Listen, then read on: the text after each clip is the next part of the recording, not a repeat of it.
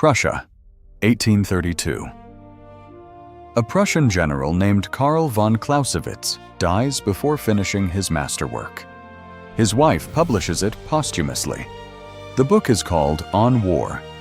It is the most influential military treatise written in the Western tradition.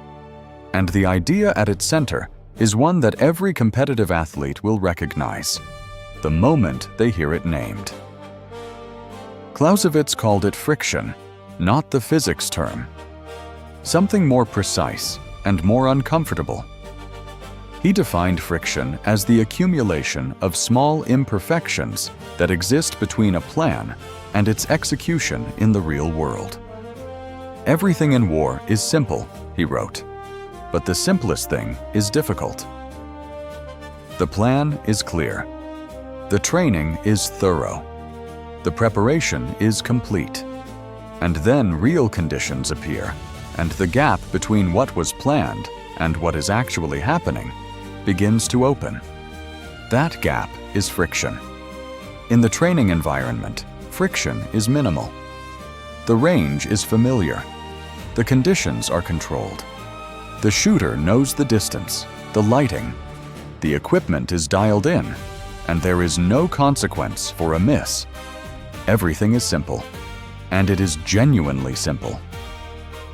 Then competition arrives, new range, unfamiliar lighting. Other competitors visible in peripheral vision, a time pressure that didn't exist in training. The awareness that this shot matters. And suddenly, the same fundamentals that felt automatic on the practice range require conscious effort to execute. The grip that ran on muscle memory now needs to be thought about. The breathing sequence that happened naturally now requires active management. The shot process that was invisible in training becomes something the shooter is watching themselves do. That is Clausewitz's friction, appearing exactly on schedule. Understanding friction does not make it disappear, but it changes your relationship with it.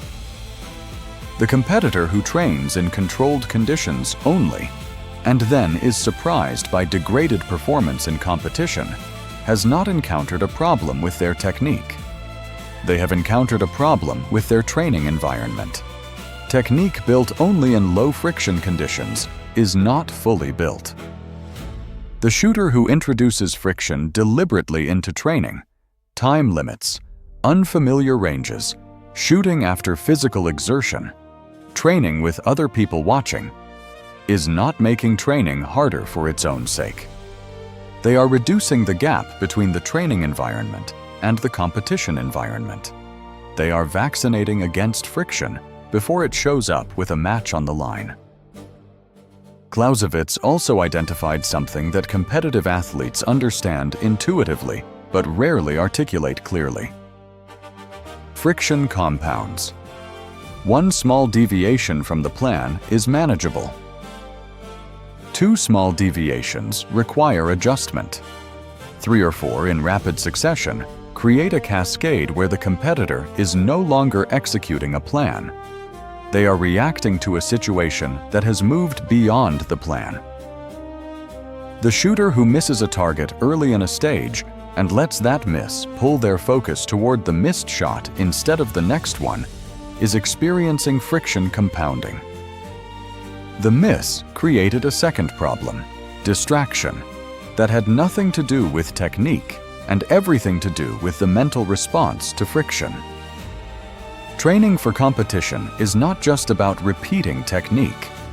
It is about building the ability to absorb friction, to encounter a deviation from the plan, acknowledge it, and continue executing without losing composure. That is the hardest skill in competitive sport. It cannot be built in a comfortable training environment. It has to be earned under friction. Karl von Clausewitz. Prussia, 1832. Still right.